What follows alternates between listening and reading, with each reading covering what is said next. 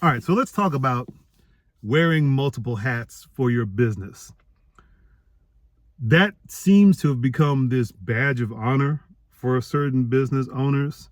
And I'm just going to say, I think glorifying that is a terrible idea, right? I don't like it. I've worked for people who have that mentality of, hey, we all wear multiple hats. And so if you join our team, you're going to be wearing a lot of hats too. If you hear that, that's probably a red flag for you to run as fast as you can. Because think about it. You wear multiple hats because you don't have a choice. If it's just you and you just started your company or your business or your hustle, there's nobody else to do the job. So you have to wear all these hats. You have to do the marketing and the operations and the sales and the banking and the finance and the forecasting and all the different jobs that you know should be done. You got to do it. But let me just say this. Once you start hiring people, you need to get rid of some of those hats, or else you're doing it wrong. And trust me, I've worked with people that have a team of people and they still wearing all the hats. Meanwhile, the workers are not trusted with any of these hats, right?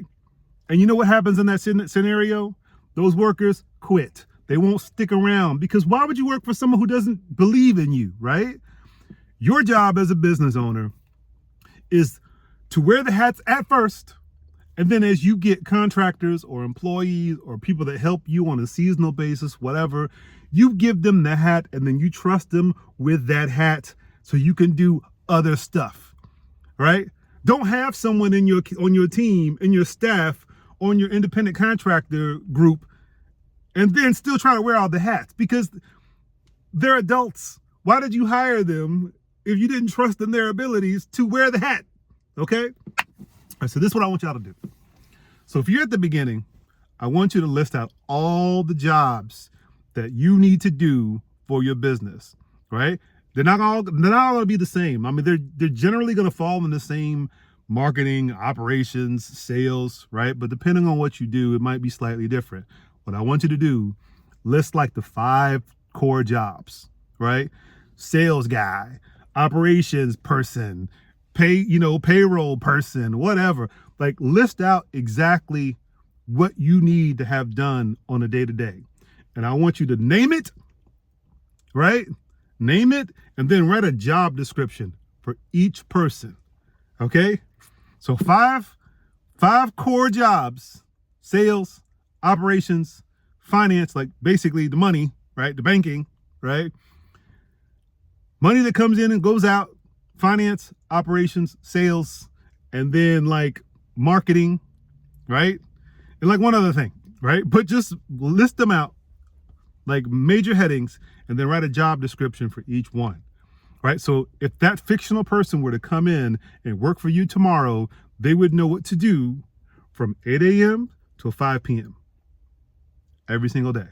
They would have a core job that is in this description. And now what I want you to make sure of is that no job overlaps the other job. So each of the 5 has its own job description, has its own list of responsibilities, and then none of them overlap, okay? So those are the hats that you have to wear in the beginning, and you're wearing all 5 of those hats. You just got to make time for it, right? Maybe Monday you do one core job, Tuesday you do another core job, and just those 5 days do each one of those core things, right? Now, you know that's not realistic, because people they're going to be calling you, and you have to respond to emails. You may need to go to a work site. You're going to be interrupted, so it's not going to be ideal, right? But you do what you got to do until you can get some help. But here's the key. When you finally get some help, whether it's seasonal help, volunteer help, contract help, part-time help, or full-time help, get rid of some of those hats, okay? And of course, I mean delegate, right? Now, oddly enough, you'd be surprised. A lot of people don't know how to delegate. So I'm going to tell you exactly how to do it, right? It's 4 steps. 4 steps. When you're trying to hand off one of these hats, this is what you do in 4 easy steps, right?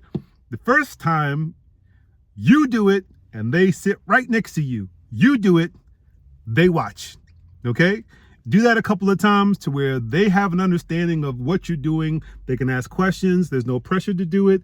They're just watching you do it, and they can ask questions. You can explain stuff. You teach them. The second time, they do it, and you watch, right? So now they're driving, right? You're in the passenger seat, kind of watching them drive. And of course, they're going to make mistakes, and maybe they made some assumptions, and this is your opportunity to say, no, hey, you're about to do this wrong. Make sure you do this, that, and the third, right? You're still teaching them, but now they're in the driver's seat. Now they have a little risk, but you're right there next to them, right? So you're not going to let them fail. Okay. Third step, they do it, and you check in from time to time, right? So you're no longer in the passenger seat. They're driving, but every once in a while you check in, you call them, maybe not when they're driving, but you call them, you check in and say, hey, how's this going? Do you have any questions? Is everything good? Are you cool? And they'll be like, oh yeah, I'm mostly cool, but I still have a question about this, that, and the third. That gives you an opportunity to do some additional teaching. All right. And then the last step, they do it and they check in. So now they're fully wearing the hat, and every once in a while, once a week, twice a week, whatever, daily, they'll let you know their progress. And so they're keeping you in the loop. Okay. So 4 steps. You do it. They watch. They do it. You watch. They do it. You check in. They do it. They check in. Got it? Okay. That's how you get rid of one of these hats, right? Because the worst thing you can do, and this has happened to me so many times in small businesses, I'll get hired as a contractor or as an employee in a small company, and they'll delegate it, and they'll say, all right, here's this thing that we hired you to do. Here it is. Goodbye.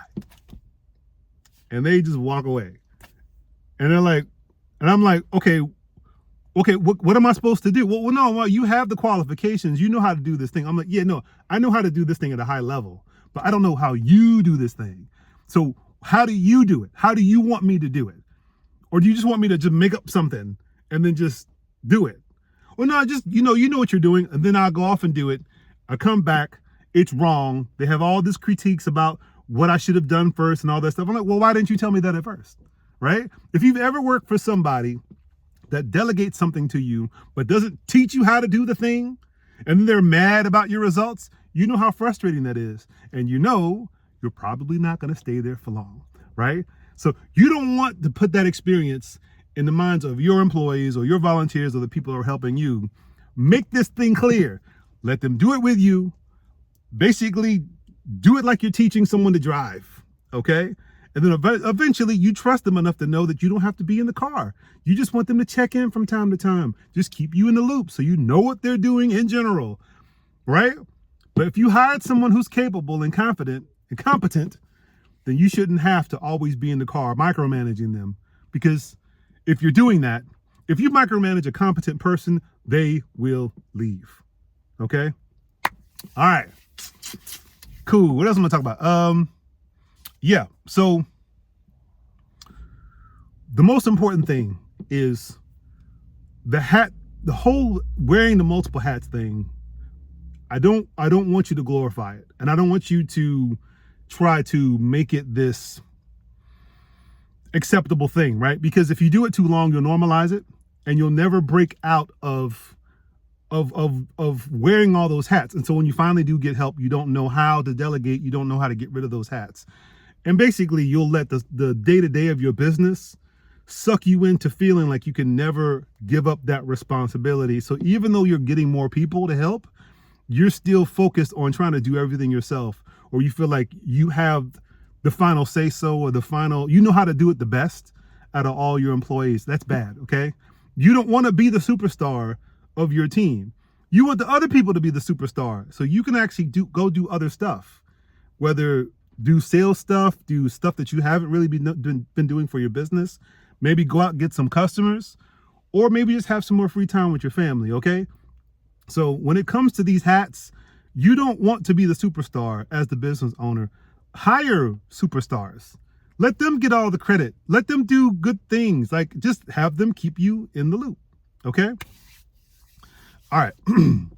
So I want to give you an idea of how this can work just from like a real life example. So I have an event every year that I do. I've been doing it for 13 years, and it's a team of maybe 6 or 7 of us. And we've gotten it to the point where we walk into the building and we don't have to talk to one another. Like we don't. We know exactly what everyone's going to do. And the only time we talk to somebody is when there needs to be like a supervisory thing where they have to ask me, like, Alex, how do you want to handle this? And I can actually ask them, like, how do we do it last time? They'll tell me, Alex, typically we do it like this. I'm like, all right, we're doing it like that. And I trust them. And so when I tell them that and I reinforce what they said that we've done, how we've done it, they feel empowered to feel that whatever they do, I'll support them, right? So now they want to stay. They want to keep working with me because they know that they work for other people who are always second guessing their choices, right? So the benefit is if you delegate this right and you follow those 4 steps, when you show up to a job site or you show up to the office or you do everything remotely, everyone knows what they're supposed to do from 8 a.m. to 5 p.m. Nobody's stepping on any person's toes. And let me tell you this, the one time I tried to help in that environment and, that thing I do, I was like, I'm free, I got some downtime. Let me help them with their processes. Basically, they kind of had to tell me to go away because I was messing things up. Because I was breaking the flow because that wasn't my job. And so even though I was trying to help, they were like, Alex, look, just put this down, go back to your station because we got this and you're messing up the order. And they were absolutely right. I laughed and I smiled. It felt weird because that's exactly how I meant it to be. But they basically told me to go away because they didn't need my help. And so I just had to laugh about it and I had to leave, right? They had it. I didn't need to be there. But was it like that first year?